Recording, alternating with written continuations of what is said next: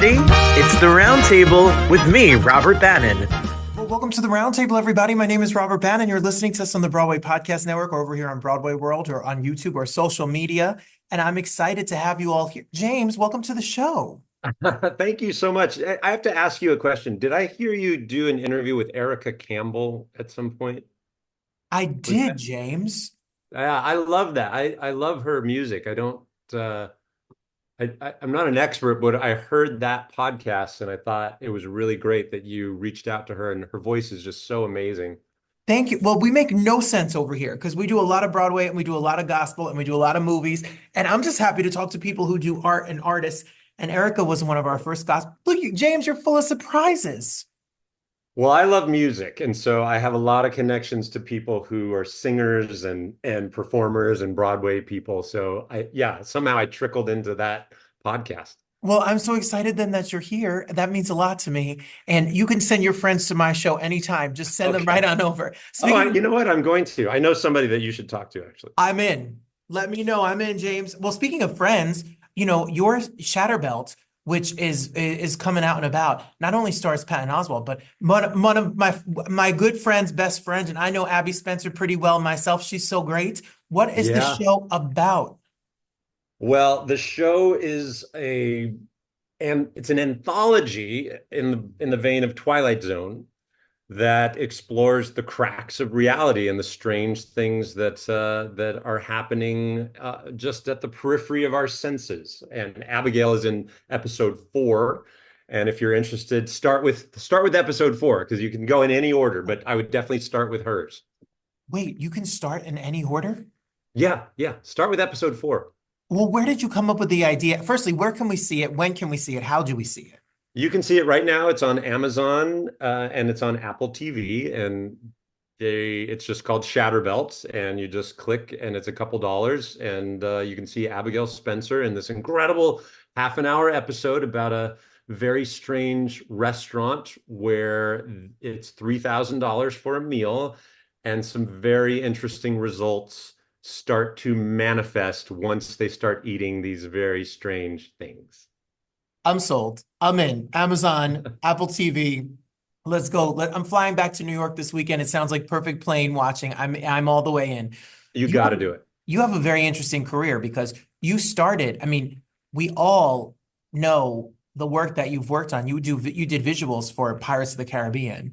Yeah. And, and then you did a bunch. You helped co-write Rango. That's right. And I created the characters for Rango, and then I ended up doing a bunch of voices for Rango and some of the music for Rango. So wait, you're a visual artist, you're a writer, and you can also write music.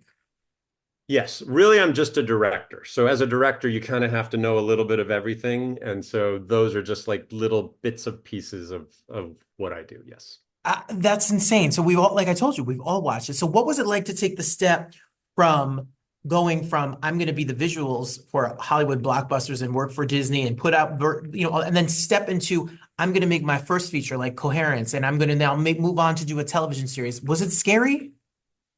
No, it felt really natural, to be honest. We had just finished Rango and it had just won an Academy Award, and I had the opportunity to work on Lone Ranger.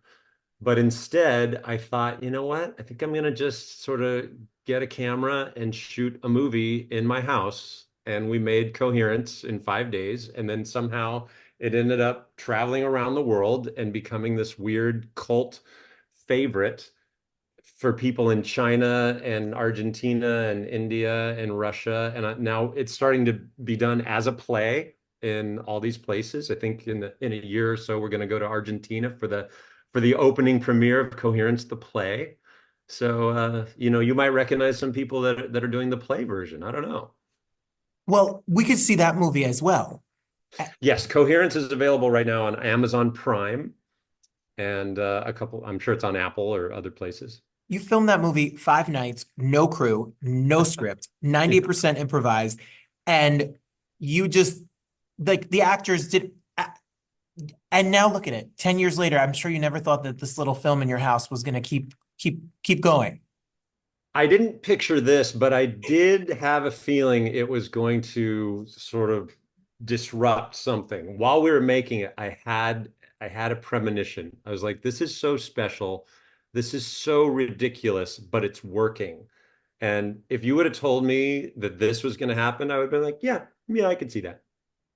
Insane. And so you can watch that, and it was on a whole bunch of top best of lists and all of that. You could watch Shatter Belt. You worked with your sister on this? Yeah, well, my sister has nothing to do with Hollywood. She is a fundraiser for nonprofit organizations. And so, when I needed some money to finish, I was like, is there any way your people might want to help us out? And she came through. Amazing. What's it like when you take something like Shatter Belt that you worked on, and then you go to, South by Southwest, and you get premiere back in 2023, and then people start to see it, and now people are seeing it around the world. Is it hard to let the baby go? Like, it belongs to the world now, James? It's so easy to let the baby go because the baby was always designed to go. And I'll tell you, the weirdest thing is we started getting requests from other countries like Spain or Russia or places just based on the South by Southwest screening. They would reach out to me and say, hey, we have a huge fan base for Coherence already in our country. Can we have Shatter Belt? And so those were like just, a day later, you're talking to someone in Moscow, or you're talking to someone in Sweden, talking to someone in Barcelona. Like, that's really the wonder of it, is how you can connect instantly with the world. Well, that is amazing. You have another film coming out next year. I don't know if you know this, but Anthony Hopkins is kind of a big deal, James. That project might be on hold. Okay. But But you know what? Just the fact that you could send a message and you may get a yes from Anthony Hopkins is a win. oh no, I had lunch with Anthony Hopkins.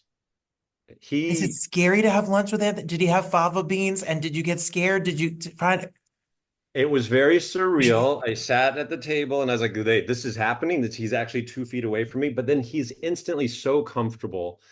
And he's such a lover of the theater. And he reminded me of my friends who are just actors and love the theater. I just said, oh my God, you're an acting nerd. Oh, got it. Okay. And he started doing like scenes from his shows at the table. And he started like doing scenes from the movie that I wanted him to be in. And so he was just so easy to connect with, but very, very intimidating when he starts doing his craft. He started doing a scene from Equus at the table.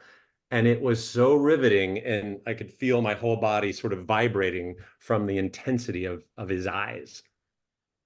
Well, we'll be on the lookout. We got to follow and stay up to date with all things that you're doing. And everybody that's out here, we're going to watch Coherence. It sounds perfect for, I don't know, this season of the time. It's Halloween, or it's the fall, or. Oh, you got to do it. It's Coherence is the perfect Halloween movie, but especially if you have a couple nerdy friends, a couple sci-fi friends, bring them over because you'll want to talk about it all night. Perfect. And then we're all going to watch Shatter Belt. We love Patton Oswalt. We love Please. Abigail Spencer. We love this incredible cast that you put together. And another thing, I mean, I think it's as important, mind-bending, deep questions that about reality. We're living in an AI world. I mean, it's pretty on the nose, James. It really is. Patton Oswalt's in episode 3. So if you like episode 4, just go backwards and watch episode 3, and then you'll see him. But yeah, we have an AI episode that I wrote years ago. I had no idea AI would be so front and center in the news, but we have episode 1 is about a refrigerator that gains sentience and starts to take over the house. Back then, it might have been a far-fetched, but I think it's getting pretty close to reality. Now it's just like a documentary, right? That's literally what. Well, we'll go straight. I'm breaking my 5th grade classroom right now. When we're going to play some Rango, maybe put a penny or two in your pocket, and then we're having a full James day over here in the elementary school life. Congratulations, we're here for, and my show is your show anytime. You bring on your music friends. Or next time I have a great gospel singer on, James, you'll have to come co-host with me. I'm going to connect you to this to an actor that I love. Her name is Tregony Shepherd, and I think you should know her. Let's do it. See, All right. That's why you're the best. Congratulations. We'll be watching this weekend, and we look forward to it. Thanks for being here.